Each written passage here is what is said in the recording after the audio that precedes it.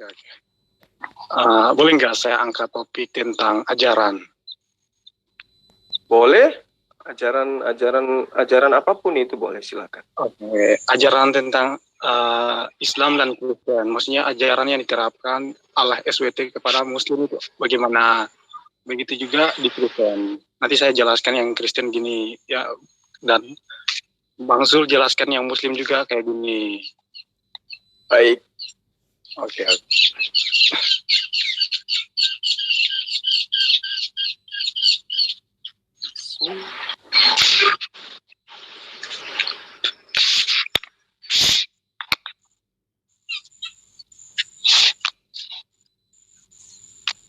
Ayo, kita mulai, silakan.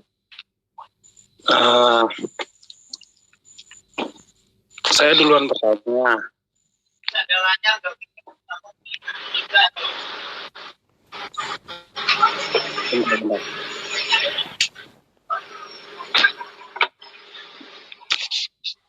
Bang Suma. Ya, saya sudah siap untuk mendengarkan pertanyaan. Silakan.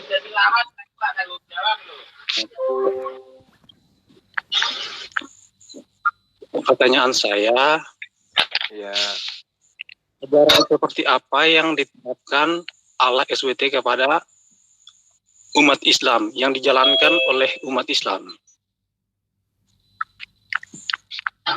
ajaran seperti apa yang diajarkan oleh Allah Subhanahu wa Ta'ala kepada umat Islam?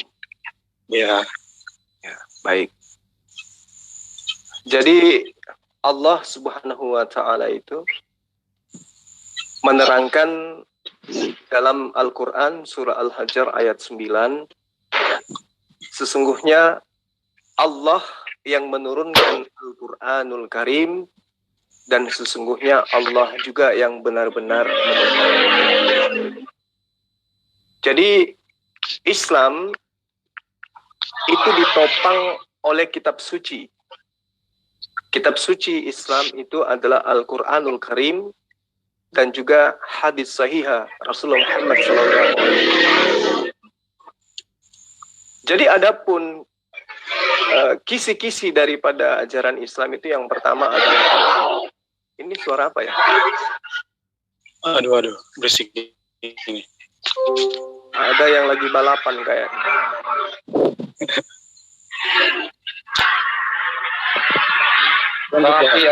Abdi.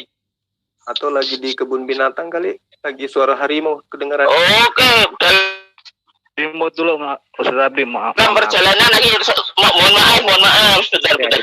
Dimir. Oke, lanjut akhi Zuma. Ya. Saya sampai di mana tadi? Oke, di dalam surah Al-Hajar yang saya sebutkan tadi bahwa Al-Quran adalah kitab suci umat Islam itu dijamin oleh Sang Pencipta alam semesta. Jadi gini, Tuhannya umat Islam itu adalah Allah Subhanahu wa Ta'ala. Kami mengimani Dia adalah esensi Sang Pencipta alam semesta dan juga adalah Tuhannya umat Kristen dan seluruh umat manusia dan apapun yang menjadi ciptaannya. Nah, kemudian Tuhannya orang Kristen itu adalah Yesus. Ya, anggaplah Yesus. Kita nggak usah bawa-bawa nama Allah ataupun Roh Kudus karena umat Kristen itu mengimani Tuhan itu satu. Benar? Iya. Oke. Dan Tuhan itu adalah Yesus menurut Anda. Nah, perbedaannya di sini muncul kemudian. Islam mengkitabkan Al-Quran di mana Islam itu menobatkan Allah Subhanahu wa Ta'ala sebagai esensi Tuhan Sang Pencipta yang mewahyukan Al-Quranul Karim. Allah yang mewahyukan Al-Quran, kitabnya umat Islam, itu menjamin sesungguhnya aku Allah menurunkan Al-Quran dan sesungguhnya akulah yang akan benar-benar memeliharanya. Jaminan Allah terhadap kitab suci Al-Quran yang dituhankan umat Islam itu tertuang di dalam Al-Quranul Karim surah Al-Hajar ayat 9. Bagaimana dengan kitabnya orang Kristen? Apakah ada jaminan dari Yesus yang adalah Tuhan itu sendiri, yang menjadi acuan daripada iman orang Kristen? Adakah jaminan yang setara dengan apa yang tertuang di dalam Al-Quranul Karim tentang klaim dirinya sebagai kitab suci yang diwahyukan oleh Sang Pencipta dan Sang Pencipta itu sendiri yang menjaganya? Jadi jelas di situ. Nah, kembali kepada pertanyaan. Adinda ini menyatakan Islam itu, Allah Subhanahu wa Ta'ala itu mengajarkan apa kepada Islam? Allah Subhanahu wa Ta'ala mengajarkan umat Islam itu menjadi seorang hamba, dan supaya manusia ini menjadikan Allah itu satu-satunya sang pencipta, tidak ada yang lain. Lalu kemudian Allah Subhanahu wa Ta'ala mengajarkan umat Islam untuk mengimani kitab-kitab suci sebelumnya dengan keadaannya masing-masing. Diimani sebagai kitab suci yang pernah diwahyukan, dan diimani sebagai kitab suci yang telah dirubah-rubah oleh kaumnya. Lalu kemudian Allah Subhanahu wa Ta'ala juga mengajarkan agar umat Islam itu mengakui kenabian, kerasulan, nabi dan utusan Tuhan yang diutus kepada kaum-kaum sebelumnya. Lalu kemudian umat Islam diwajibkan mengimani tentang adanya hari kiamat. Nah, mungkin seperti itu secara garis besar. Lalu kemudian saya balik bertanya kepada Adinda Demian. Ya, Anda adalah orang baik yang saya tahu, ya.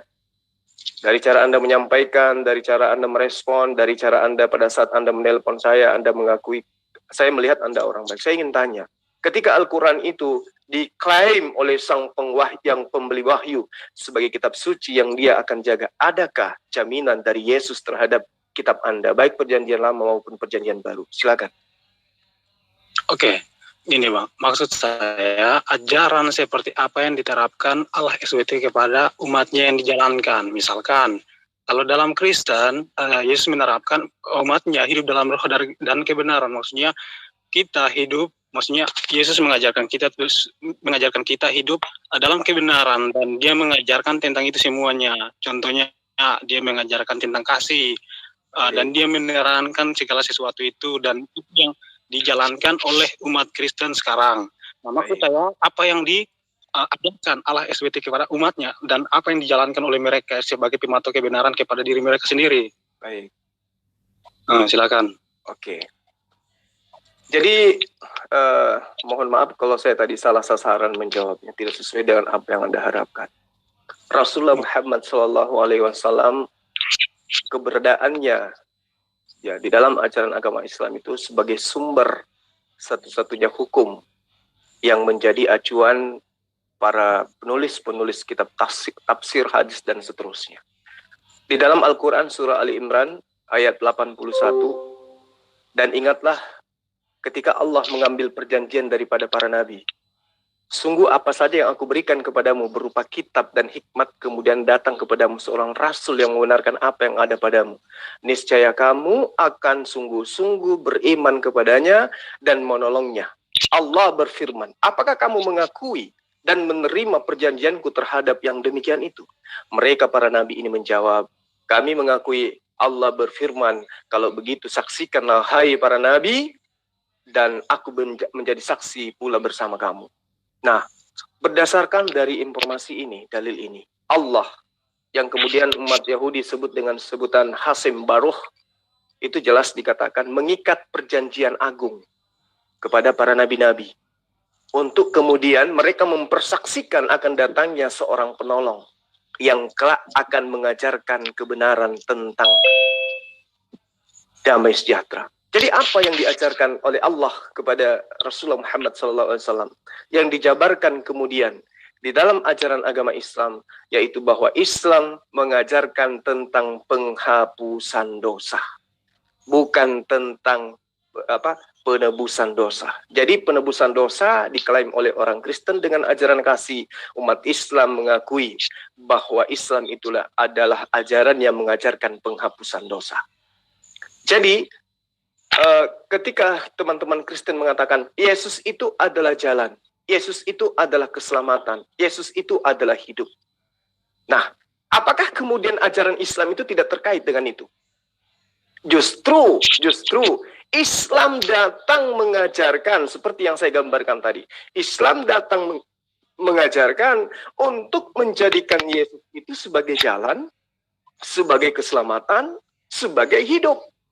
Tidak ada yang sampai kepada Allah Subhanahu wa Ta'ala tanpa melalui Yesus. Yesus mengatakan apa di dalam pengajarannya? Sorry, saya sedikit mengambil dari kitab Anda, karena kami beriman terhadap kitab-kitab terdahulu. Dikatakan gini, masih banyak hal yang ingin aku sampaikan, masih banyak hal yang ingin aku ajarkan, sebagai guru masih banyak perihal-perihal yang ingin aku sampaikan. Tetapi pada saat ini Anda semua belum mampu untuk menanggungnya. Tapi aku akan minta kepada Bapak agar Bapak mengirimkan sosok lain yang tidak berkata-kata dari dirinya sendiri, melainkan Allah akan menaruh firman di dalam mulutnya untuk ia katakan. Nah, apa yang menjadi kriteria oknum yang datang setelah Yesus itu? Dia katakan, dialah yang akan mengajarkan segala sesuatunya tentang kebenaran. Berarti Islam yang mengklaim diri sebagai sebuah ajaran yang menganut unsur kebenaran, ya, baik dari pembahasan tentang hubungan kepada Allah maupun hubungan kepada sesama manusia, Islam patokannya adalah ajaran-ajaran para nabi yang belum diajarkan lalu kemudian disempurnakan kemudian. Paham tidak sampai di sini? Artinya gini, ketika Islam itu berislam, maka pokok pondasi yang tidak terlepas dari pengajaran sebelumnya adalah ajaran Yesus yang menjadikan Yesus itu sebagai jalan keselamatan dan hidup. Sehingga amanah Yesus kemudian akan datang sosok pembawa kebenaran yang mengajarkan segala sesuatunya tentang kebenaran. Dan di dalam ajaran agama Islam kami imani itu, dan sosok pembawa kebenaran itu adalah Rasulullah Muhammad SAW. Jadi ketika Yesus mengatakan tidak ada yang sampai kepada Bapa tanpa melalui Yesus, betul. Betul. Kami Ya, silakan. Jelasnya singkat aja biar waktu kita ini kan nggak ini kalau misalkan saya memberikan pertanyaan yang simple tapi Anda menjelaskannya panjang-panjang. Jadi kalau jelas itu, jadi kesimpulannya dari penyebaran saya, ketika Yesus mengatakan, akulah jalan kebenaran dan hidup, tidak ada yang sampai kepada Bapa tanpa melalui aku, maka Islam datang mengajarkan, menjadikan Yesus sebagai jalan keselamatan dan hidup, hingga Islam sampai kepada kehadirat Allah. Demikian. Oke, jadi Islam itu mengikuti aturan-aturan atau hukum-hukum itu yang sudah ada sejak para nabi hingga sekarang yang dijalankan oleh Islam sekarang. Ya, boleh dikatakan seperti itu. Gini. Yang Anda ketahui sendiri, yang terutama yang orang Kristen kan tidak mengikuti hukum yang sebelum itu, ya kan? Nah, kan orang Kristen punya ajaran yang orang Kristen pun mengklaim bahwa Yesus membenarkan ajaran-ajaran sebelumnya, dan Muhammad pun mengklaim bahwa dia membenarkan ajaran-ajaran sebelumnya. Nah, jadi di sini kan kita punya pematokan kebenaran, mulai kebenaran Muhammad membenarkan dan juga Yesus membenarkan. Dan Anda ketahui sendiri bahwa apa yang dibenarkan oleh Yesus itu berbeda sama apa yang dibenarkan oleh Muhammad, ya kan? Nah, jadi Islam mengikuti hukum-hukum yang dijalankan oleh para nabi. Kalau dalam pandangan Kristen kan itu punya penjelasannya juga tentang ajaran-ajaran para nabi. Nah, jadi apa yang pertanyaan saya, kebenaran seperti apa yang dijalankan oleh Islam dari sejak zaman para nabi itu? Maksudnya apakah mereka jalankan itu adalah kebenaran? Karena di dalam setiap kitab itu kan punya cara pandang, dan kita sebagai umat Kristen mengakui bahwa apa yang dijalankan oleh para nabi itu tidak dibenarkan. Dalam arti apa? Zaman itu hukum-hukum yang mereka jalankan itu tidak menjamin mereka masuk surga. Justru karena hukum-hukum yang mereka jalankan itu membuat mereka jatuh ke dalam kutukan, sebab ada tertulis di dalam hukum Taurat, di dalam Ulangan 27 ayat 26 kalau nggak salah, terkutuklah setiap orang yang tidak menepati perkataan hukum Taurat ini dengan perbuatan. Nah, ketika Anda sudah melanggar satu saja perintah hukum Taurat, maka secara keseluruhan Anda telah jatuh ke dalam kutukan. Nah, jadi di dalam kitab-kitab para nabi, hukum yang dijalankan sebelumnya itu tidak dibenarkan, dalam arti tidak ada keselamatan dan justru manusia jatuh ke dalam kutukan. Nah, jadi apa yang dijalankan oleh Islam, silakan Anda jelaskan bagaimana kebenaran yang dijalankan oleh Islam, ajaran seperti apa yang membuat Islam benar. Dalam arti mereka mengikuti hukum-hukum para nabi. Karena dalam patokan Kristen kan, hukum-hukum itu tidak dibenarkan. Ya kan? Nah, silakan jelaskan. Baik. Jadi yang membatalkan hukum Taurat itu adalah konsep dari Kristen. Tidak ada di dalam ajaran Yudaisme sampai hari ini yang membatalkan hukum Taurat.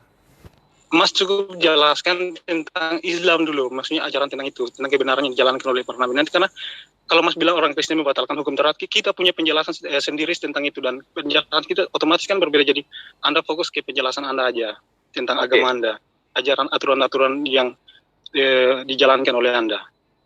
Baik. Jadi berbicara mengenai Islam itu tidak bisa dilepaskan dari ajaran-ajaran sebelumnya. Karena Islam itu tidak datang begitu saja, tapi Islam itu diajarkan dari sejak Nabi Adam alaihissalam. Nah, Al-Quran dan kitab sebelumnya itu di beberapa ayat terdapat perintah berperang untuk memerangi kaum yang ingkar. Bedanya itu hanya terletak kepada siapa saja yang boleh dibunuh di dalam perang. Ini salah satu yang dikenapi dan dilengkapi dan disempurnakan kemudian di dalam ajaran agama Islam. Memang mungkin kamu heran. Itu tadi makanya saya katakan, hukum Torah yang difirmankan oleh Allah kepada Bani Israel itu tidak pernah dibatalkan, tidak pernah tidak pernah dihapuskan, apalagi dibatalkan dengan mati sosok manusia. Makanya ketika Anda bertanya, apa yang disempurnakan, apa yang diajarkan oleh Allah kepada Islam, sementara konon ceritanya ajaran Islam itu sudah ada dari zaman dahulu. Nah, saya katakan sama Anda salah satunya adalah hukum membunuh di dalam perang. Itu yang diatur kemudian di dalam Al-Quran dan belum diatur di dalam kitab-kitab sebelumnya. Jadi Taurat yang kami imani membolehkan membunuh siapa saja yang berada dalam kota yang mereka perangi. Laki-laki, perempuan, ya, dan kecuali yang masih perawan, boleh dibaca di dalam Imamat 31. Dan anak-anak tidak lepas dari pembantaian. Mereka juga membunuh hewan-hewan. Bahkan perintahnya jelas, bunuh siapapun yang bernapas, jangan kau biarkan apapun. Jadi salah satu hukum yang diajarkan Islam kemudian adalah hukum di dalam perang. Oke. Ya. Jadi gini. Baik. Mas tidak bisa jelaskan kepada saya bagaimana Muhammad menyempurnakan hukum-hukum yang sebelumnya. Justru kalau secara yang Mas jabarkan, yang Mas jelaskan, Muhammad justru mengikuti atau menjalankan apa yang sudah ada sejak zaman dahulu, sejak zaman para nabi itu, ya kan? Ya. Nah, dan kalau dalam pandangan Kristen, hukum-hukum yang dijalankan oleh para nabi, apa yang dijalankan oleh mereka itu hanyalah sebatas kedagingan, sebatas manusiawi. Nah, dan hukum itu telah disempurnakan Yesus ketika dia datang, dia berkata bahwa dia datang bukan untuk meniadakan hukum, tetapi dia datang untuk menggenapinya. Nah, nanti saya akan jelaskan lebih dalam tentang menggenapi yang Yesus lakukan, karena kebanyakan orang Muslim itu tidak memahami menggenapi seperti apa yang Yesus lakukan. Nah, jadi ketika saya bertanya bahwa hukum apa yang disempurnakan oleh Muhammad, nah, jadi Anda tidak bisa menjelaskan kepada saya bagaimana Muhammad menyempurnakan hukum-hukum sebelumnya, justru dia menjalankan hukum yang tidak dibenarkan itu. Nah, jadi Anda melakukan atau melaksanakan hukum-hukum yang tidak dibenarkan sebagai seorang Islam. Dan jadi kesimpulan yang saya ambil di sini adalah Islam itu mengikuti hukum yang tidak dibenarkan, hukum yang tidak bernilai. Kenapa? Karena hukum itu hanya membahas tentang manusiawi, tentang kedagingan kita, tentang duniawi. Nah, jadi kalau memang Anda punya penjelasan yang lebih masuk akal tentang menyempurnakan seperti apa yang Muhammad sampaikan, maka tolong Anda berikan lebih jelas lagi, biar saya sebagai non-Muslim bisa percaya kepada apa yang dibawa Muhammad. Oke, sebelum saya menjelaskan, satu poin yang harus Anda tahu. Saya bukannya tidak bisa menjelaskan. Nanti kalau saya menjelaskan, Anda mengatakan panjang lebar. Sementara Anda bertanya tentang Islam, muatannya, cakupannya itu sangat luas. Saya sudah mengatakan karena gini, kan Islam kan mengklaim bahwa mereka juga mengimani kitab-kitab terdahulu, kitab Nabi. Jadi secara tegas saya mempunyai hak bertanya tentang itu, masih dalam konteks. Karena iya, Islam betul. Kan Oke, sekarang gini, kita kerucutkan permasalahan supaya kita nggak terlalu melebar. Saya ingin tanya kepada Anda. Hukum-hukum Tuhan yang diajarkan oleh para nabi sebelum Yesus, yang dibatalkan oleh Yesus itu yang mana? Oke, jadi di sini kalau saya jelaskan mungkin sedikit panjang, karena gini. Supaya nggak panjang, Anda tunjukkan aja. Di dalam kitab para nabi kan mengajarkan perintah-perintah Tuhan. Ya. Perintah Tuhan itu diantaranya perintah berperang. Ya. Tunjuk satu hukum Taurat yang dibatalkan oleh Yesus, yang kemudian diajarkan kembali oleh Rasulullah Muhammad SAW. Silakan. sudah melihat sendiri. Anda sudah melihat sendiri. Silakan baca kitab-kitab para nabi. Tidak ada keselamatan, dan di kitab-kitab para nabi disampaikan dengan terang-terangan bahwa hukum itu tidak dibenarkan, melainkan manusia jatuh ke dalam kutukan. Iya kan, benar kan? Nah, Itu kalau Anda begini Adinda, begini. Saya ini kristolog. Begitu kan, Anda membuat sebuah argumentasi, tolong didukung dengan dalil. Iya. Silakan Saya baca. minta dalil. Silakan Karena baca. saya itu orientasinya harus mengacu kepada dalil. Kalau Anda cuma berasumsi, berarti saya tidak ada bedanya berbicara dengan pantat ayam. Oke, sip. Oke, Tunggu silakan. dulu. Silakan. Kalau memang Anda bisa tunjukkan dari kitab-kitab para nabi ada keselamatan, saya tunjukkan bahwa di dalam kitab-kitab para nabi tidak ada keselamatan, justru manusia jatuh ke dalam kutukan. Itu ditunjukkan di dalil mana? Silakan. Ulangan nomor 27. Silakan buka ulangan 26 ayat 27 ayat 26. Ulangan 27 ayat 26. Silakan tampilkan ayatnya, moderator. Tampilkan ayat ulangan 27 ayat 26. Saya bacakan aja. Ya, Saya baca ini dari kitab Taurat, ya, kitab Musa. Terkutuklah orang yang tidak menepati perkataan hukum Taurat ini dengan perbuatan, dan seluruh bangsa itu harus berkata amin. Nah, di sini jelas-jelaskan, dan kalau sekarang kita buka Injil. Yesus mengklaim bahwa dia datang untuk menggenapi hukum Taurat. Yesus membenarkan hukum Taurat. Diam. Oke, baik. Jadi gini. Buka Matius 5. Bentar, saya mau menjelaskan. Anda mengira bahwa orang Kristen meniadakan hukum Taurat, kan? Nah, sekarang saya mau menjelaskan hukum-hukum yang Yesus sempurnakan. Lebih dari apa yang Muhammad klaim bahwa dia menyempurnakan. Sebenarnya Muhammad itu tidak menyempurnakan hukum-hukum para nabi. Dia hanya mengikuti hukum yang tidak dibenarkan. Oke, silakan. Matius 5. Matius 5, saya kutip ayatnya tentang ini aja yang Yesus berkata, kamu menyangka bahwa aku datang untuk meniadakan. Halo. Ya, silakan lanjut.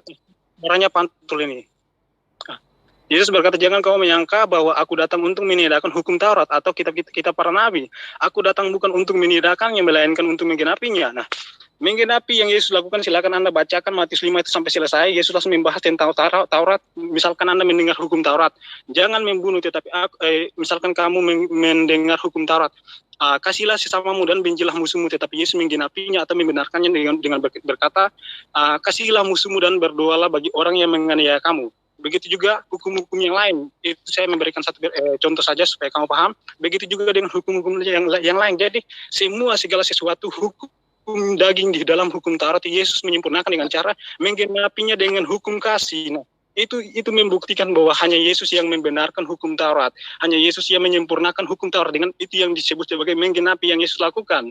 Nah, makanya saya bertanya kepada Anda, menyempurnakan seperti apa yang Muhammad lakukan terhadap peraturan-peraturan terdahulu atau hukum-hukum terdahulu. Jadi kalau dilihat bahwa Islam itu Muhammad itu tidak menyempurnakan apa-apa, justru dia menghapus separuh hukum Taurat. Misalkan di dalam Taurat mengatakan unta dan kelinci haram, Muhammad menghalalkannya, menghapusnya. Nah, jadi pelaku penghapusan hukum Taurat itu bukan orang Kristen, bukan Yesus, bukan Paulus, tetapi Muhammad sendiri perilaku yang menghapus hukum Taurat. Nah, jadi bukan orang Kristen. Oke, giliran saya ya, Dek, ya. Oke. Sekarang saya menjelaskan. Oke, sekarang ketika Rasulullah Muhammad SAW tidak mengharamkan onta, tidak mengharamkan kelinci, Anda kemudian mengatakan justru Rasulullah Muhammad SAW lah yang menghilangkan hukum Taurat. Masih ingat dengan kalimat ini? Ya. Oke. Rasulullah Muhammad SAW menghilangkan haramnya onta dan juga kelinci, dikatakan menghilangkan hukum Taurat. Kristen, apa yang ada kaitannya dengan hukum Taurat kemudian yang masih dianut? Gak ada sama sekali. Dengan judul Yesus telah menghapusnya. Tunggu. Giliran saya dong. Ya. Dengan mengatakan Yesus dengan segala macam perangkat ayat yang kamu tunjukkan, Matius 5 dan seterusnya, itu membuktikan bahwa Yesus telah menggenapinya. Baik. Anda yang Anda jadikan acuan itu adalah Ulangan 27 ayat 26 yang Anda katakan tadi. Terkutuklah orang yang tidak menepati perkataan hukum Taurat ini dengan perbuatan. Harusnya Anda malu. Anda dikutuk karena Anda tidak menepati perkataan hukum Taurat ini dengan perbuatan. Bentar. Ini kamu tidak. Lalu, tunggu. Lalu kemudian Anda ingin menyembunyikan diri Anda, jati diri Anda yang sudah dikutuk oleh Allah dengan menjadikan Yesus sebagai korban. Jadi tunggu, giliran saya jelaskan dulu. Kamu sudah salah tafsir. Loh, coba Anda tafsirkan ini dulu. Saya masih membahas satu ayat loh ya. Masih ayat 26. Anda lupa dalil 26 itu rangkaiannya dengan hukum-hukum Torah. Jangan ada seorang pun di antara kamu meniduri binatang. Jangan ada di antara kamu yang meniduri istri bapak kamu. Terkutuklah orang yang menggeser batas tanah dan seterusnya. Lalu kemudian di ayat 26-nya dikatakan, terkutuklah orang yang tidak menepati perkataan hukum Taurat ini dengan perbuatan. Berarti hukum Tuhan itu harus diaplikasikan dengan perbuatan, bukan hanya menghayal. Dan semua ini Anda coba tutupi dengan menjadikan Yesus sebagai tameng, sebagai korban. Silakan. Oke, giliran saya ya. Jadi Silakan. Kutuklah setiap orang yang tidak menempati perkataan hukum Taurat ini dengan perbuatan lah. Islam kan mengikuti hukum yang sama seperti hukum Taurat, begitu juga Yahudi. Hukum itu ditujukan kepada orang yang masih hidup di bawah hukum itu. Nah, kami kan tidak mengikuti hukum, percaya. Nah, untuk itulah kemudian, oke, singkat-singkat aja. Untuk itulah kemudian, Anda tidak hidup di bawah hukum Taurat, lantas kenapa Yesus datang menebus Anda dari hukum Taurat? Ada apa? Nyambungnya di mana? Kami hidup di atas hukum Taurat. Kami kan percaya Yesus telah menggil hukum Taurat. Kami hidup di hukum Taurat yang lebih tinggi. Oke. Hukum Taurat itu diperuntukkan untuk Bani Israel. Hukum-hukum Taurat itu diperuntukkan untuk Bani Israel. Lantas kenapa Yesus datang menebus Anda, melepaskan Anda dari hukum Taurat itu, sementara hukum Taurat itu bukan untuk Anda? Nyambungnya di mana? Dari menggenap Galatia 3:13. Coba silakan baca, silakan tampilkan ayatnya. Betul, saya tambahkan Galatia 5 ayat 1. Dengan matinya Yesus di tiang salib, kita Kristen dimerdekakan dari aturan-aturan hukum Taurat dan dibebaskan dari penghambaan. Mau lagi dalil yang lain? Dalam kutukan lagi kita telah bebas dari kutukan. Kenapa Anda merasa terkutuk sementara Anda bukan Bani Israel? Itu pertanyaan saya. Saya jelaskan. Jangan mengulangi, saya sudah jelaskan. Tunggu, hukum Taurat itu, undang-undang itu diperuntukkan kepada Bani Israel. Kenapa Anda yang dibebaskan dari hukum Taurat? Ayo. Nggak gini. Anda merasa terikat dengan hukum Taurat? Saya tidak merasa terikat di dalam hukum karena saya percaya Yesus telah menggenapi hukum Taurat. Jangan ke Yesus dulu. Jangan ke Yesus dulu. Adinda, tolong dengarkan saya. Jangan ke Yesus dulu. Sekarang ketika Tuhan menurunkan hukum Taurat, yang diikat oleh hukum Taurat siapa? Yahudi atau Anda juga? Orang yang mengimaninya pada zaman itu, kan pada zaman itu memang belum ada keselamatan. Jangan mengatakan orang. Karena Bani Ismail sudah ada pada saat itu, tapi dia tidak diikat oleh hukum Taurat. Yang saya tanya, ketika hukum Taurat itu diwahyukan oleh Allah kepada Nabi Musa, apakah hukum Taurat itu juga mengikat kepada orang di luar daripada Bani Israel? Kan kalian mengimani itu. Kalian Tunggu. Jangan ke situ dulu. Ini makanya dikatakan Al-Quran sebagai penyempurna. Karena itu datangnya belakangan. Sekarang hukum Taurat ketika diwahyukan kepada Bani Israel, apakah hukum Taurat itu juga mengikat orang Ambon? Jawab. Itu kan belum pada zaman itu, memang belum ada yang firman diturunkan, belum ke bangsa lain, belum ada bangsa lain, belum mengimani. Nah, dengan kata lain, hukum Taurat itu tidak diperuntukkan untuk Anda yang orang Ambon. Kan gitu ya? Nggak bisa gitu lah pemahamannya, Bang. Tunggu dulu. Jadi gini. Coba, Anda kan punya akal tuh. Hukum Taurat itu, atau gini, saya kasih analogi yang sederhana. Undang-Undang Dasar 45 itu mengikat rakyat Indonesia atau rakyat Malaysia juga? Jawab dengan akal. Contohnya tidak sesuai. Loh, ini hukum 45 dengan hukum Taurat itu tidak universal, dikhususkan hanya kepada Bani Israel. Yeremia 31 ayat 33, dengarkan. Yeremia 31 ayat 33. Yeremia Indonesia 31 ayat 33. Aku Allah akan membuat perjanjian baruku kepada Bani Israel. Kepada Bani Israel. Kepada Bani Israel. Bukan Bani Ambon. Aku akan memasukkan hukum Taurat Kalian kan mengklaim ke dalam batin setiap Bani Israel. Oke? Nah, berarti ikatan hukum Taurat itu hanya mengikat kepada Bani Israel. Anda bukan Bani Israel. Lalu kenapa Yesus Anda jadikan korban untuk membebaskan Anda melakukan hukum-hukum Tuhan yang dihususkan kepada Bani Israel? Apa nyambungnya? Tadi sudah saya jelaskan. Ya kan, tapi kamu mengerti. Makanya kamu Saya ulanginya. ngerti, makanya saya tanggapin. Kalau saya nggak ngerti, saya nggak tanggapin. Saya diam, pelangap-pelong saya kalau saya nggak ngerti. Perdebatannya, waktunya sisa berapa jam lagi? Berapa menit? Ya, supaya Anda itu bisa paham, sampai sebentar sore juga boleh. Iya. Aduh, kalau sampai sore gak bisa ini. Nah, sekarang gini, Adinda. Kamu mencoba untuk mengambil Ulangan 27 ayat 26. Terkutuklah orang yang tidak menepati perkataan hukum Taurat ini dengan perbuatan. Itu diikat oleh untuk Bani Israel. Silakan Mas jelaskan apa yang tadi saya jelaskan. Mas mengerti apa yang tadi saya jelaskan enggak? Kamu mengatakan Taurat itu telah mengutuk manusia untuk bebas dari kutukan. Yesus datang menggenapi dengan cara mati di tiang salib untuk Kristen dibebaskan dari aturan-aturan Tuhan yang ada di dalam perjanjian lama, hukum Taurat. Padahal hukum Taurat itu bukan untuk Kristen. Hukum Taurat itu untuk Bani Israel. Kenapa Anda yang dibebaskan? Seharusnya Yesus datang mati di atas tiang salib untuk membebaskan Bani Israel dari hukum Taurat. Itu yang benar. Gak bisa Mas, tidak bisa menafsirkan kitab saya sesuai dengan pikiran Mas. Biarkan Terus saya kamu bebas menafsirkan kitabnya Bani Israel dengan kehendak bebasmu juga. Ini kan kitabnya Bani Israel, bukan kitabmu, bukan kitab saya. Saya membenarkannya dengan pikiran saya. Saya bertanya kepada Anda dan Anda cukup menjelaskan. Begitu juga Anda tidak bisa mencocologi agama saya atau menafsirkan sembarangan. Saya yang ini kitabnya Bani Israel, kitab Ulangan, kitabnya Bani Israel, bukan kitabnya Kristen, juga bukan kitabnya umat Islam.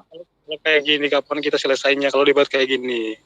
Justru itu makanya saya katakan, ini Anda sedang bertanya kepada saya, hukum apa yang disempurnakan oleh Islam? Saya katakan salah satunya ada hukum perang. Oke. Dan saya langsung memotong dan mematahkan. Dan kamu memotongnya bahwa tidak, hukum perang itu sudah tidak ada. Karena sudah dihapus oleh Yesus di tiang salib. Yang benar adalah hukum kasih. Kan gitu. Mencari kebenaran. Iya kan, Anda mencari kebenaran, saya pun mencari kebenaran. Kita sama-sama orang belajar. Jadi wajar-wajar saja ketika kita mencari kebenaran dengan cara itu. Misalkan karena kita mempunyai pemahaman yang berbeda. Jadi saya mau mencari tahu apa yang dibenarkan oleh Muhammad. Kan saya sudah jawab, Adinda. Salah satunya adalah hukum perang. Hukum perang. Yang disempurnakan oleh Islam, oleh Rasulullah Muhammad SAW di dalam kitab para nabi, itu salah satunya adalah hukum perang. Oke, jadi Mas tidak mengerti penjelasan saya. Terus saya sangat mengerti. Anda mengatakan bahwa itu salah. Hukum-hukum Taurat itu sudah dihapuskan. Kenapa disempurnakan lagi oleh Rasulullah Muhammad SAW? Padahal sudah disempurnakan, sudah digenapi dengan ajaran kasih. Kan itu yang Anda ingin jajakan. Nah, jadi dalam arti apa Muhammad menghapus hukum yang digenapi? Yesus genapi, Muhammad hapus. Ya kan? Nah, sekarang saya tanya sama Anda, hukum Taurat itu diperuntukkan kepada siapa? Mas tahu nggak? Pada zaman itu hanya bangsa Israel yang beriman, iya kan? Nah, mereka segala ketentuan. Jangan menyembunyikan kebenaran, Adinda. Anda masih muda, ungkap yang sebenarnya. Hukum Taurat itu diperuntukkan kepada siapa? Kepada bangsa Yahudi, karena hanya bangsa Yahudi yang mengakui pada zaman itu. Itu Anda sudah jawab. Berarti Rasulullah Muhammad SAW tidak merubah hukumnya orang Yahudi. Orang Yahudi tetap aja dengan hukumnya. Umat Islam dengan hukumnya yang baru yang diajarkan oleh Allah kepada beliau.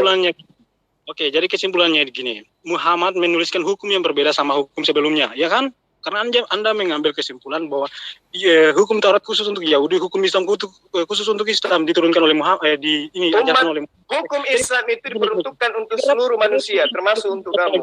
Kesimpulannya gini, bahwa hukum Islam itu memang tidak ada sangkut pautnya dengan hukum-hukum terdahulu. Siapa bilang? Kamu sendiri yang Siapa tadi bilang. Kan sudah Kamu dijelaskan sama Adinda ini. Al-Quran itu datang menyempurnakan kitab-kitab sebelumnya.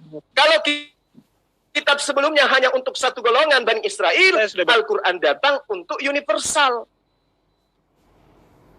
Jadi berkaitan. Nah, yang Anda ingin jajakan adalah hukum Tuhan kepada Bani Israel itu sudah digenapi oleh Yesus untuk membebaskan Kristen-Kristen ini dari hukum Taurat.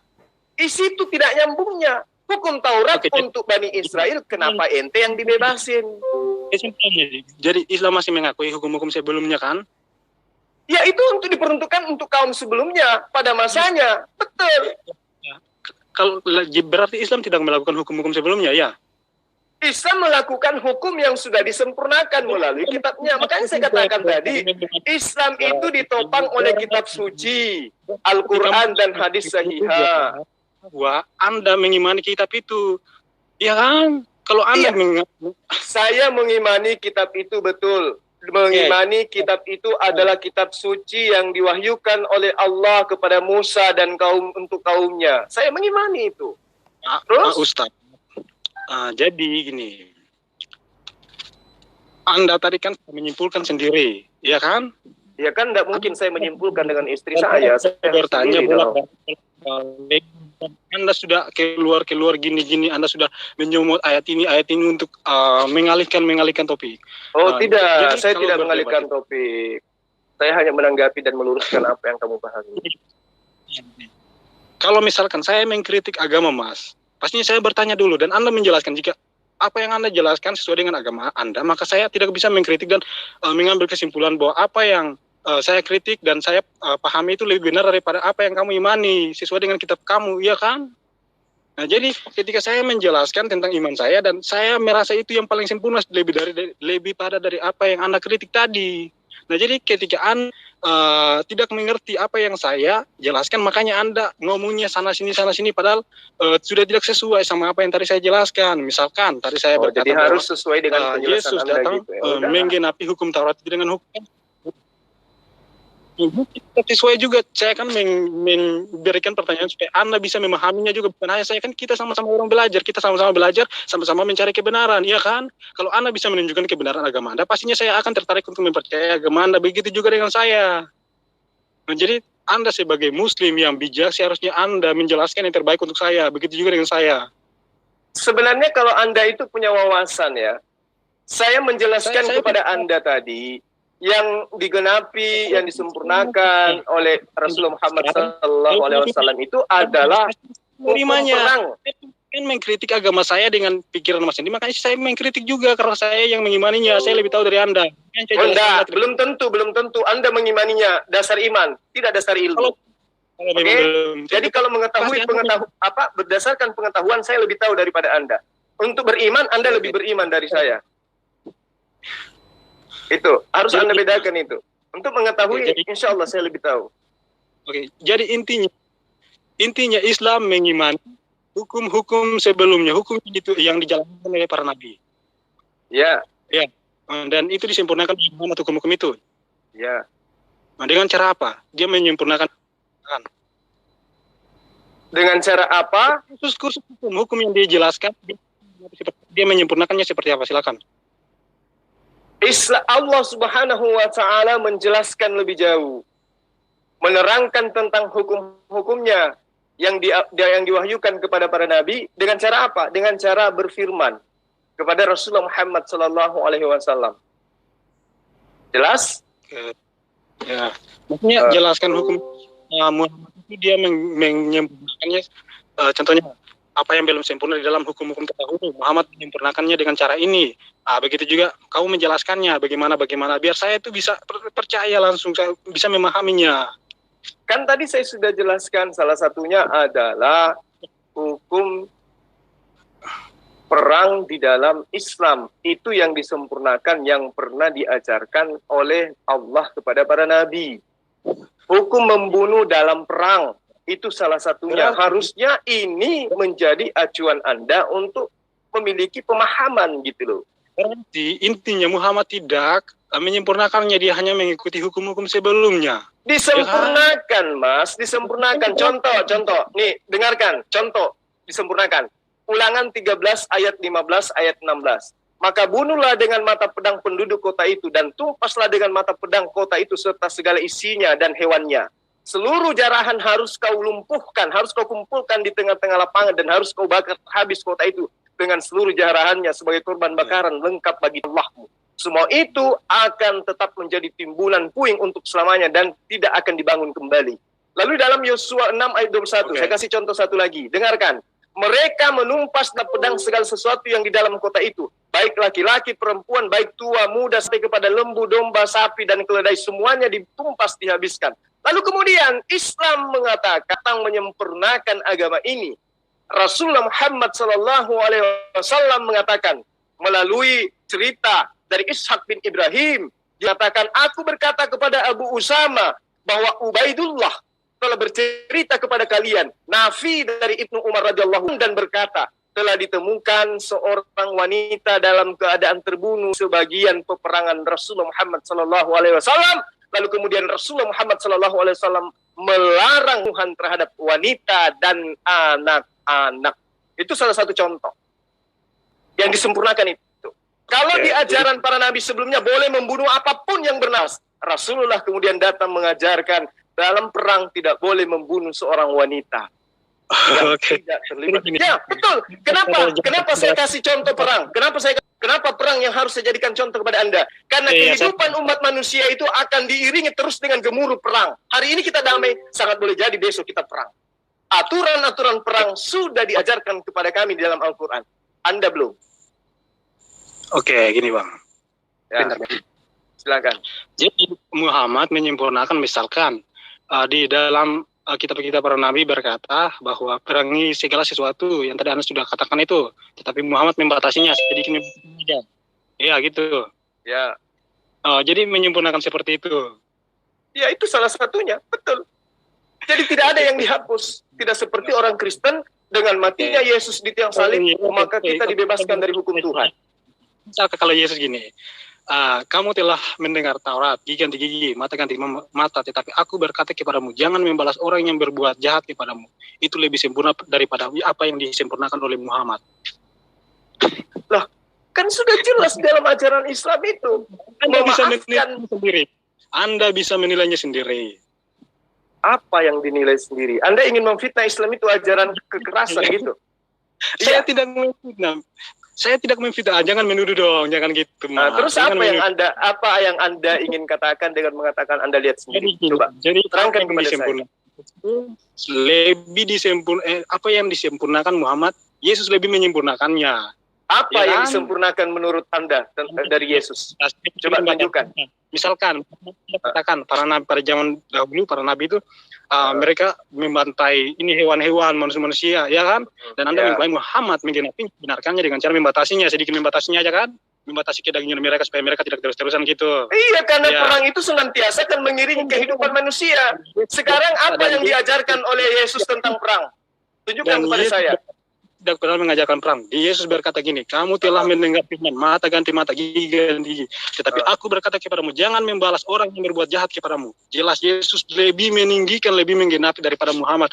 Muhammad hanya jadi maksudnya gini,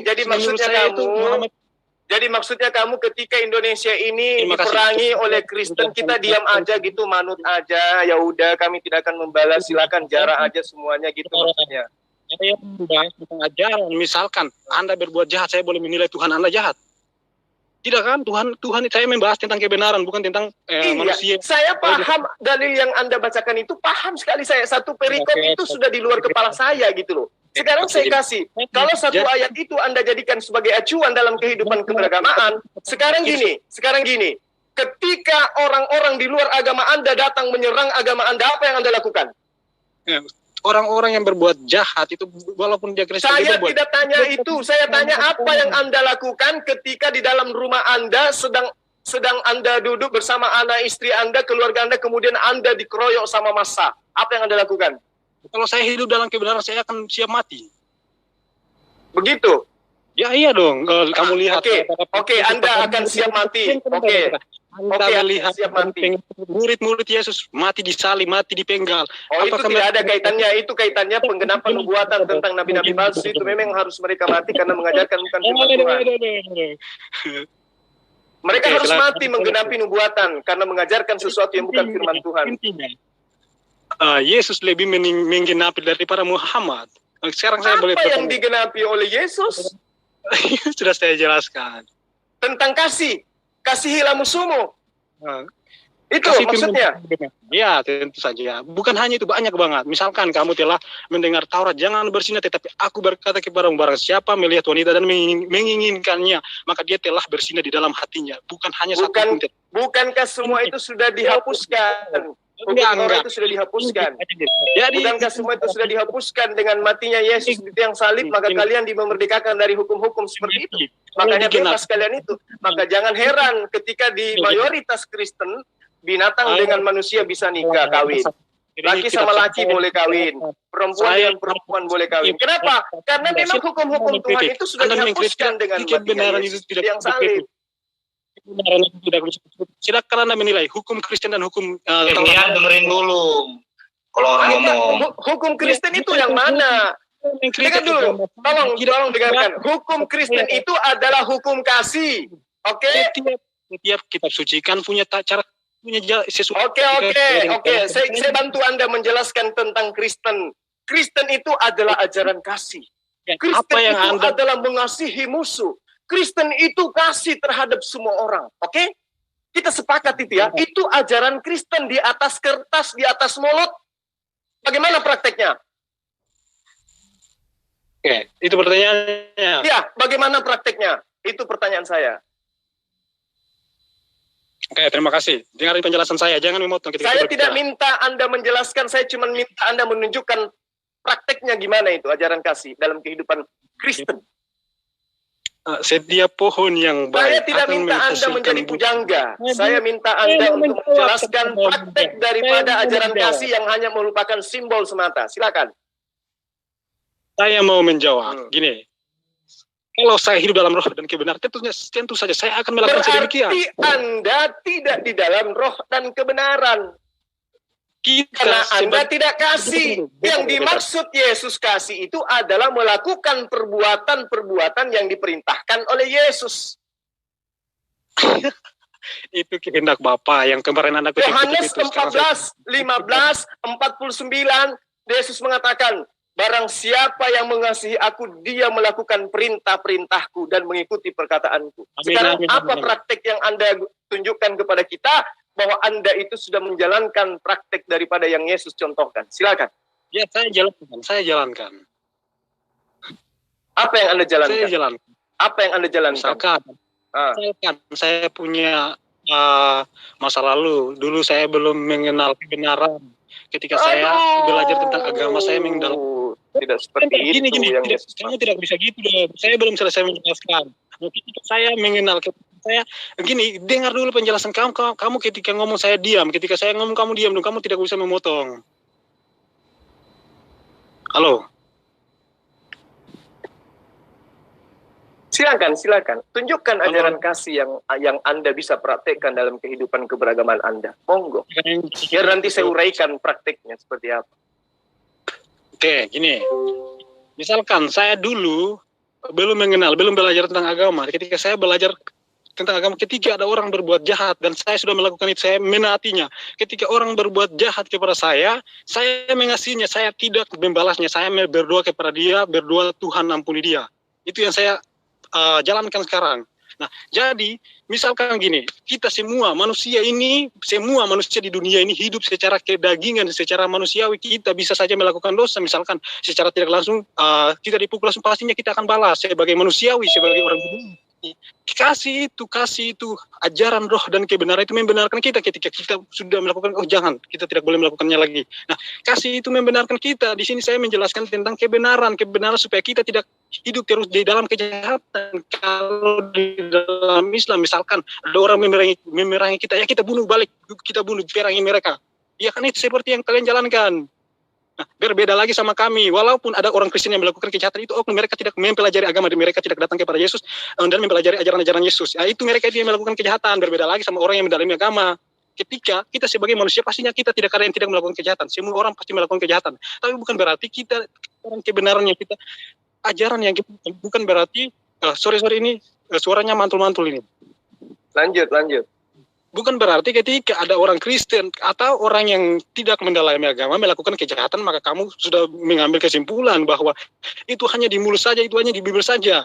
Misalkan Anda bisa lihat tragedi teroris di Sulawesi, mereka dibunuh. Ada yang berkata orang Kristen, ada separuh orang Kristen yang berkata balas. Ada orang Kristen yang berkata jangan kasihlah musuhmu. Nah, itu membuktikan bahwa kasih itu memang masih ada, tidak terlepas dari kehidupan kita sehari-hari. Jadi moral hukum kasih itu membatasi kita, membenarkan kita. Jadi itu yang disempurnakan oleh Yesus, itu yang diajarkan oleh Yesus, dan Anda akan melihat itu ketika hari kiamat nanti, ketika penyiksaan yang dahsyat, Anda akan melihat dengan jelas-jelas ajarannya Yesus ajarkan akan ditunjukkan kepada semua bangsa, dan semua bangsa akan beriman kepada Injil.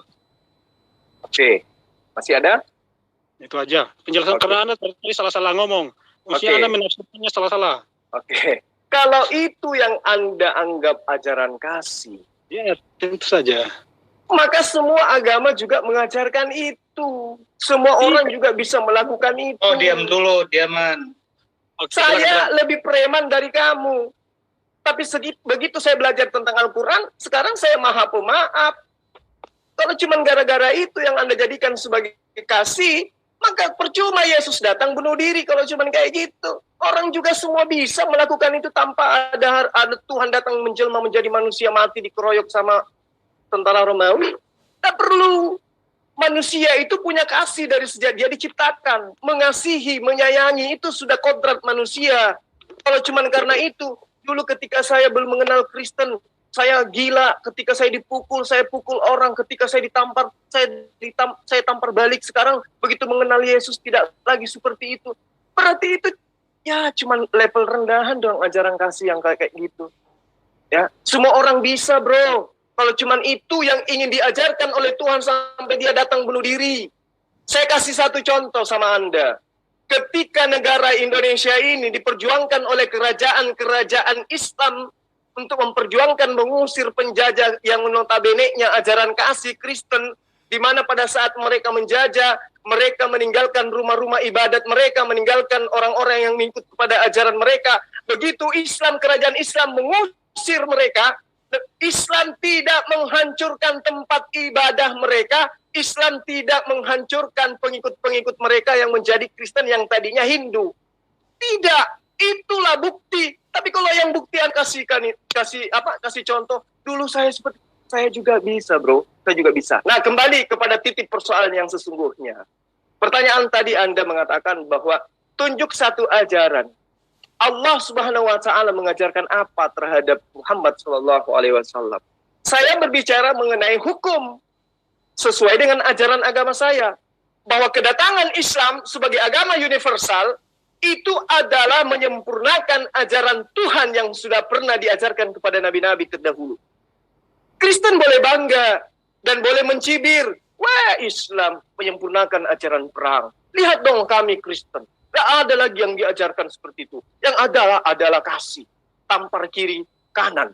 Kasih anak, bunuh istri, dan seterusnya. Itulah Kristen. Ajaran kasih, ajaran kasih. Tapi pada prosesi pembuktian secara critical text, Yesus tidak mengajarkan itu. Kasih kepada Allah itu taat kepada perintah Allah. Kasih kepada Yesus itu taat kepada ajaran Yesus. Nah sekarang Anda menjadi Kristen. Menyembah Yesus taat kepada perintah siapa? Merasulkan Paulus taat kepada perintah siapa? Makan babi tidak sunat ibadah minggu taat kepada perintah siapa? Jadi kalau Anda mengatakan ajaran Kristen itu datang mengajarkan kasih, ya silakan dengan versi Anda. Oke, Kristen itu adalah ajaran kasih. Tetapi para nabi yang kita bicarakan ini, bagaimana kemudian ajaran-ajarannya? Yesus mengatakan, hai kamu, jangan kamu menyangka bahwa aku datang untuk meniadakan hukum Taurat atau kitab para nabi. Aku datang bukan untuk meniadakan, melainkan untuk menggenapi. Orang Kristen bilang, Yesus sudah menggenapinya di tiang salib. Loh, ingat, Yesus mengatakan, aku tidak meniadakan, Berarti kalau tidak meniadakan berarti selamanya ada. Perang bunuh-bunuhan selamanya ada, tapi ada aturannya. Itu penghukuman terhadap orang berzina tetap ada, tetapi ada aturannya. Tidak ditiadakan, tapi digenapi. Apa digenapi itu? Disempurnakan. Ingat, masa Nabi Musa menurunkan hukum Taurat sampai kepada Yesus itu 1900 tahun kurang lebih. Gitu. Oke lah kalau terlalu panjang. Oke, jadi gini. Orang Islam itu tidak mengerti hukum kasih yang diterapkan oleh Yesus. Mereka tidak mengerti hukum kasih moral. Hukum moral itu bukan hanya membahas tentang mengasihi musuh, tapi ada banyak. Tapi kalau kalian mendalami itu, Mas, pasti saya yakin kalian pasti murtad. Nah,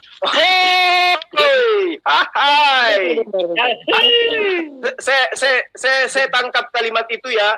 Ingat. Kata Yesus, tidak ada yang sampai kepada Bapa tanpa melalui aku. Ingat, tidak ada yang sampai kepada Bapa tanpa melalui aku. Sekarang kamu ajaran kasih menyembah Yesus itu melalui siapa?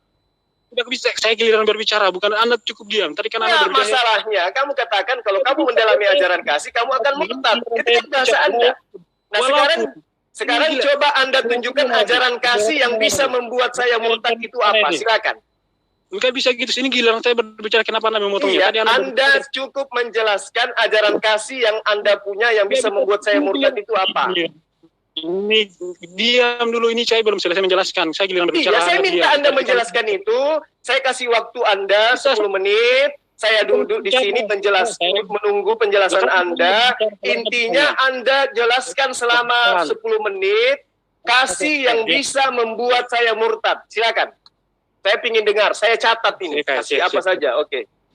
Saya tidak mudah semua. Kalau perlu 1 jam, saya kasih waktu. Jadi gini, orang Islam tidak memahami kasih yang diajarkan oleh Yesus. Jangan orang Islam. Kasih yang Anda punya yang bisa membuat saya murtad. Itu yang Anda jelaskan. Diam. Ini saya mau menjelaskannya ini. Oke, saya catat ya. Kasih yang dipahami oleh Islam hanya kasih sebagai kok jadinya ke Islam. Kasih yang dimiliki oleh Kristen yang akan membuat saya murtad itu apa? 1, 2, 3. Sultan, saya catat. Saya mau menanggapi ini penjelasan kamu yang tadi. Berarti tidak ada kasih di dalam Kristen yang bisa membuat saya murtad. Nggak ada. Terserah Anda. Gini, diam. Sekarang giliran saya berbicara, ya.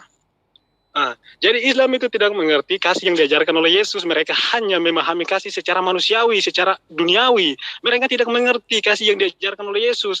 Yesus berkata bahwa ajaranku bukan berasal dari dunia, melainkan dari surga. Yesus berkata, akulah jalan kebenaran dan hidup. Yesus berkata, roti yang jatuh dari akulah roti yang datang dari surga. Nah, jadi Yesus mengajarkan hukum moral itu berbeda dengan apa yang hukum moral yang diajarkan oleh Islam, hukum moral yang diajarkan oleh Yudaisme, hukum moral yang diajarkan oleh Hindu. Nah, mengenai Anda mengikuti bahwa orang Kristen membuktikan hukum kasih seperti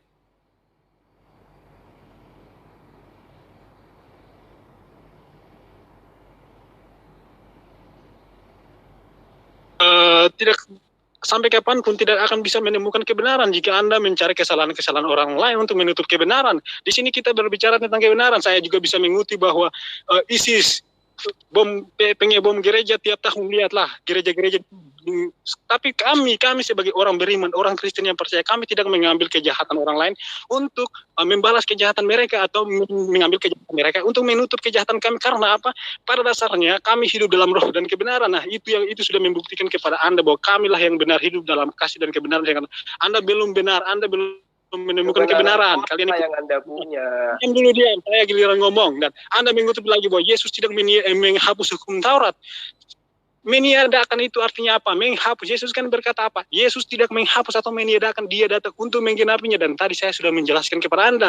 Tetapi karena Anda ini kan orang-orang duniawi, kalian ini kan orang duniawi, makanya kalian Anda tidak orang-orang mengerti. mana? Orang-orangan. Saya menjelaskan hal-hal surgawi, tetapi Anda tidak mengerti. Hal-hal surgawi itu tentang kebenaran, bukan tentang hal-hal duniawi seperti agama. Lantas itu gimana? John K yang ngebunuh Kristen lainnya dikorok disembelih hanya karena rupiah. John K itu. Tahan. Pak. Tahan. Semuanya tahan dulu. berbicara jangan memotong. Pikiran saya berbicara tidak boleh memotong. Untuk membuktikan agama kalian benar pun kalian tidak akan bisa menemukan kebenaran, sedangkan kalian pun melakukan sama. Jadi kenapa kamu melihat kejahatan orang lain sedangkan kejahatan diri Anda sendiri Anda tidak bisa melihatnya? Jadi bagaimana bisa Anda menemukan kebenaran? Misalkan Anda setiap berbuat kejahatan, Tuhan Anda percaya sebagai Tuhan Anda mengampuni dosa, kenapa orang lain berbuat jahat kepada Anda, Anda tidak bisa mengampuni dia? Itu satu masalah yang Anda tidak mengerti. Nah, jadi tidak bisa Anda menemukan kebenaran dengan melihat kejahatan orang lain. Kita ini hidup di dunia, saya di sini menyampaikan tentang kebenaran. Dan kamu sekali lagi memotongnya dengan mencari kesalahan umat Kristen. Dan ketika kami menjelaskan tentang itu, kalian tidak bisa memahaminya, kalian tidak bisa mengertinya. Iya kan? Misalkan tadi saya sudah jelaskan tentang Yesus menggenapi hukum Taurat seperti apa. Sekarang Anda buktikan bahwa hukum Taurat, orang yang hidup dalam hukum Taurat, orang yang menjalankan hukum Taurat, mereka akan selamat, mereka akan mendapat hidup yang kekal. Tidak ada, Yesus berkata, tidak ada seorang pun yang dapat datang kepada Bapa tanpa melalui dia, tanpa melalui aku. Dia memposisikan diri dia sebagai jalan keselamatan. Yesus berkata bahwa kalau kamu tidak percaya bahwa akulah dia, maka kamu akan mati dalam dosamu, kamu akan mati di dalam dosa Anda akan mati. Nah, kalau dalam Islam ya, kalau yang saya pahami selama ini, saya sudah berdebat dengan para ustadz, para ulama, mereka berkata gini, penebusan dosa itu tidak masuk akal, penebusan dosa itu tidak masuk akal. Nah, yang lebih tidak masuk akal itu gini, kalau dalam iman Kristen ya, Adam dan Hawa itu Tuhan berfirman kepada mereka, ketika kamu melanggar perintah ini, maka kamu akan mati. Dan buktinya apa? Mereka melanggar dan Tuhan menghukumi mereka. Itu menunjukkan bahwa Tuhan yang adil. Nah, kalau saya pernah berdebat dengan satu Muslim, dia menjelaskan bahwa amal bisa menghapus dosa lah. Kenapa kalau amal itu bisa menghapus dosa? Kenapa Adam dan Hawa tidak berbuat amal saja dan Tuhan menghapus dosa mereka dan Tuhan kembalikan mereka ke dalam Taman Eden?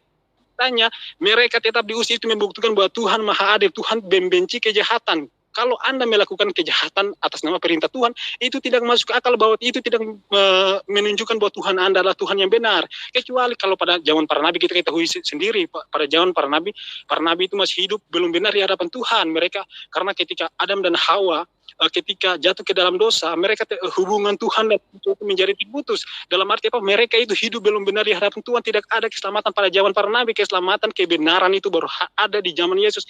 Itu yang orang Islam tidak ketahui, itu yang mereka gagal paham. Makanya mereka selalu membenarkan Allah SWT dengan cara mencari-cari kesalahan Yesus. Mereka mencari kesalahan orang Kristen, kafir karena makan babi orang Kristen. Padahal kami tidak melakukan hal duniawi dan kami dibenci, kami melakukan hal-hal surgawi, sedangkan mereka yang melakukan hal-hal duniawi mereka membenci kami. Nah, jadi Oke, ini jadi ya kesimpulannya kalimat terakhir. Jadi bagi kalian belum menemukan kebenaran, kalian hanya berkata bahwa kalian yang paling benar. Dan kalian sudah boleh saya tepuk tangan dulu sebentar? Oke, jadi intinya Kristen itu adalah ajaran kebenaran. Kristen itu ajaran kebenaran. Kristen itu mengajarkan tentang surgawi. Kristen itu adalah makhluk-makhluk surgawi. Pertanyaan saya sederhana. Kebenaran apa yang Anda punya? Jawab. Sudah saya jelaskan. Ya, kebenaran apa yang Anda punya? Anda menyembah Yesus, itu kebenarannya siapa yang membenarkan itu? Saya. Anda bertanya, kebenaran maksudnya dari saya atau dari kebenaran yang saya imani? Ya, Anda kan mengatakan Kristen itu mengajarkan kebenaran. Hidup di dalam kebenaran. Dengan makan babi, tidak sunat, ibadah minggu, menyembah kepada manusia. Kebenaran apa yang Anda maksud? Apa dalil pendukungnya dari ajaran Yesus? Saya menyembah Yesus, kebenarannya di mana? Tunjuk dalilnya. Yesus mengajarkan Anda menjadi Kristen, menyembah Yesus, kebenaran yang Anda maksud, mana dalilnya? Tunjukkan. Jadi gini Bang, jangan ke situ nanti mengalihkan topik lagi. Nanti kita bahas tidak. Saya minta Anda petantang-petenteng itu pertanggungjawabkan kalimat Anda dengan mengklaim Islam itu adalah ajaran sesat, Kristen itu ajaran kekerasan. Mengenai saling memaafkan, Ali Imran 134 Allah menegaskan, alladzina yunfikuna fis sarai, dan seterusnya. Orang-orang berinfak baik di waktu lapang maupun sempit, dan orang-orang yang menahan amarahnya, orang yang memaafkan kesalahan orang lain. Dan Allah mencintai yang berbuat demikian. Surah Al-Hijr ayat 85. Wa ma khalaqnas samawati wal ard, dan seterusnya.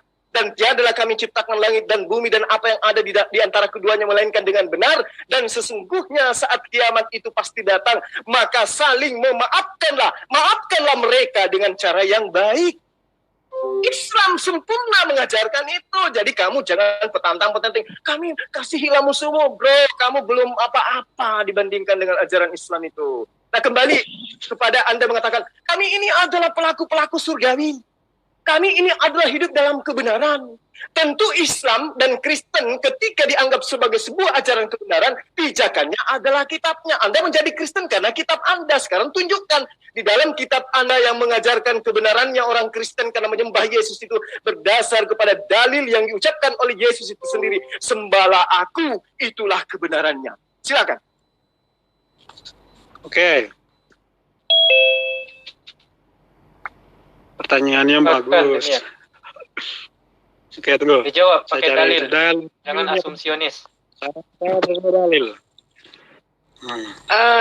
Demian belajar di mana itu bicara sama Profesor Uti ya?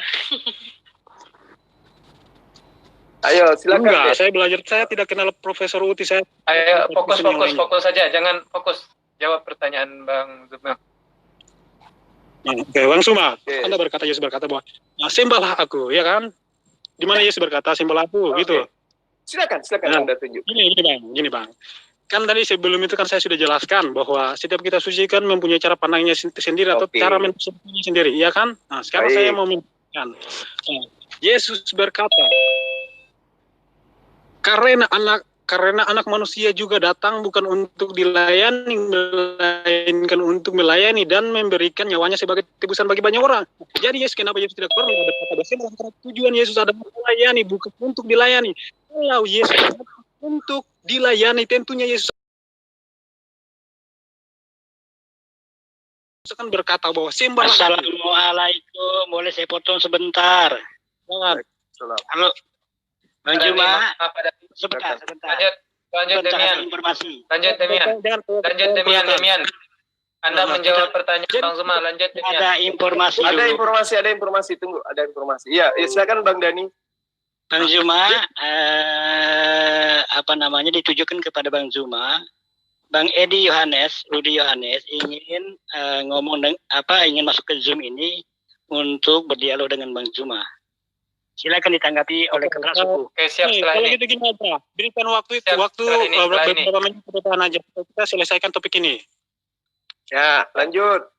Oke, jadi ketika Anda berkata bahwa di mana Yesus berkata bahwa sembahlah aku, tentu saja tidak ada karena Yesus datang untuk kalau tidak ada, tapi Anda menyembah Yesus, kebenaran apa yang Anda maksud?